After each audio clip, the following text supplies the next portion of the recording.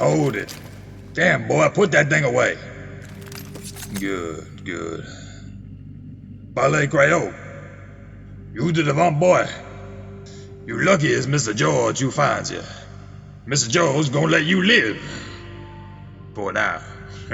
When you out, the hunt is on. Should have been the last thing on my mind, stealing this knife. And yet, when I saw it hanging from Mr. Talmadge's belt, I just couldn't help myself. It was something my pa said to me before I left. Don't you dare step foot on my porch again if you don't have my knife. I should have hated him for it, and maybe I did, but since it was my fault it was gone in the first place, I think I just wanted to make things right.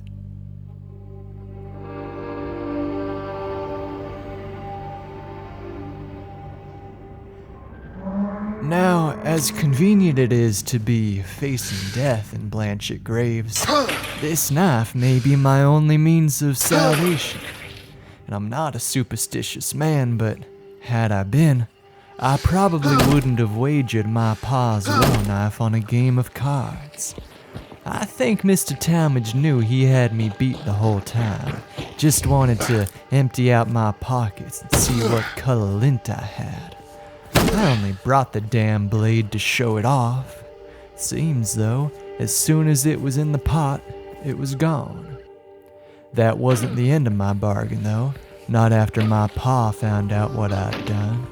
He sought Mr. Talmadge out and well, he volunteered me a favor for the return of the knife. It was around that time the darkness crept over our town. I remember like it was yesterday. I was doing penance for losing Pa's knife when my sis came running. Oh, the look on her face. Fear in her voice. I swear, it was like the devil had laid an icy finger on her heart. She told me something was wrong with our farmhand Esmeralda, so I followed her out to the river.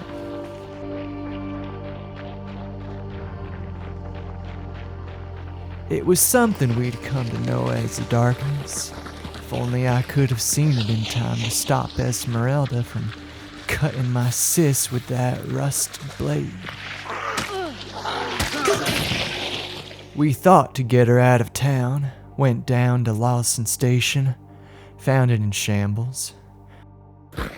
So we hunkered down at the ranch, hoping the darkness would behave like a storm and just dissipate.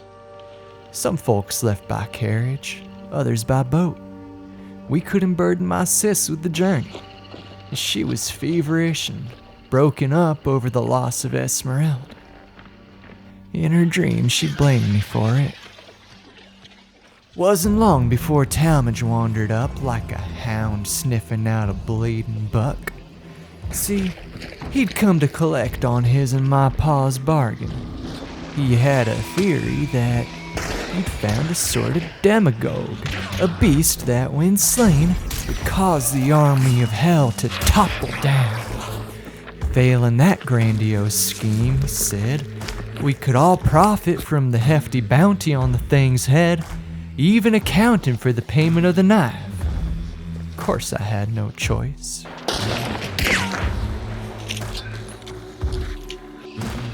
The hunt took us through treacherous lands, morphed by the devil's own hand to reflect his image. After each beast, it seemed, another, worse yet, waited round the corner. It wore on my courage to be out there, and I longed only to secure my pa's knife and return the house of Davant to some semblance of fortitude. I resented Talmadge for hauling me through this hell. When we found the beast, who appeared as a butcher of men, no matter how many bullets we laid into it, it would not fall.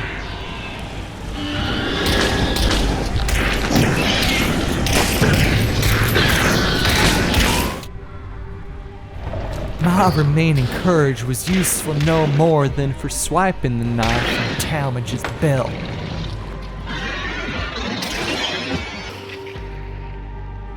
I took and ran, crashing haphazardly into hellish foes along the way. I thought that I had surely lost Talmadge.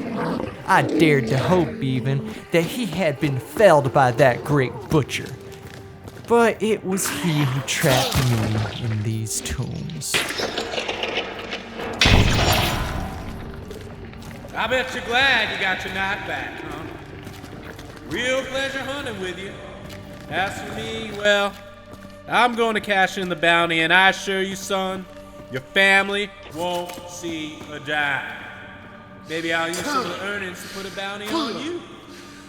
Wouldn't be but a drop in the bucket. Sit tight, Cecil. When I finally cut my way out of that thicket of concertina wire, I looked into the sun and felt a lick of God's freedom. The thing folks sing about.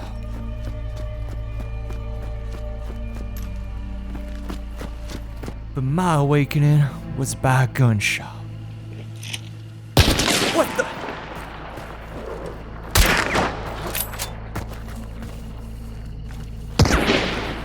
And sure enough, he sent the sickliest of dogs to clean up his scraps.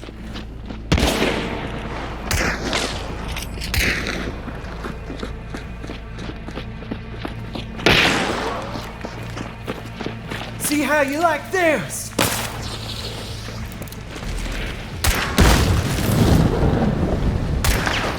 You gonna pay for that.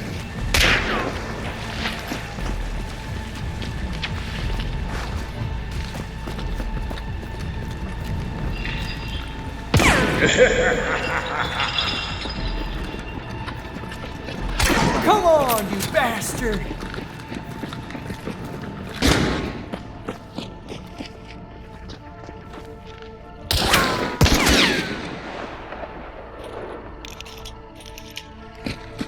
You think you can kill me? Not in your wildest dreams. Alright. Come on, Cecil. Come on, Cecil.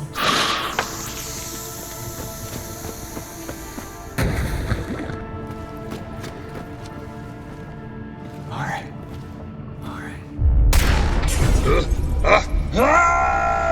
I'm gonna get you, boy! I'm gonna...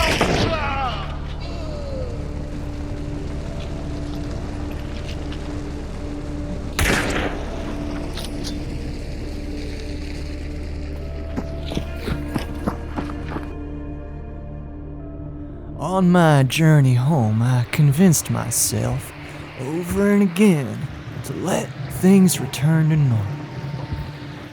Just let things fall back into place. But there was something itching at the back of my mind that my pa had sold me to the darkness itself. As much as I tried, I couldn't shake it. When I finally made it home, and the first thing my pa asked for was the knife, I don't know what to say. I snapped. Sis, no! No. And I never would have thought that my own sis would try and kill me for it. Why do I gotta be sorry? I don't, that's why. It wasn't my fault. I knew who had to pay.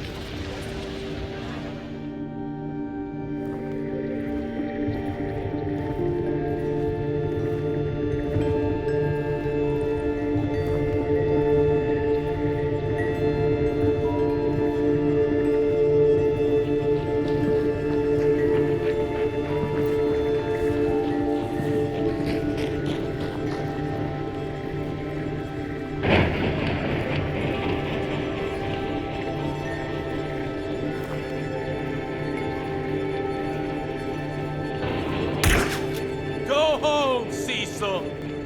I have no home because of you. What in the world are you talking about? They're all dead.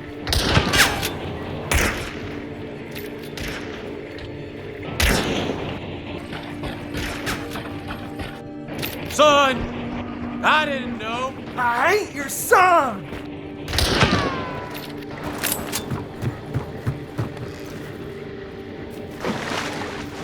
You that intent on killing me? I won't leave till you're dead. Well, I won't make it easy for you. Wouldn't expect you to. Then let's get this over with. I'm coming down.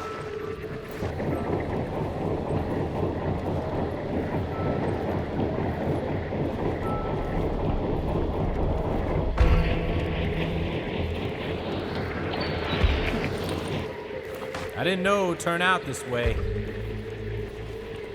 It was just a knife.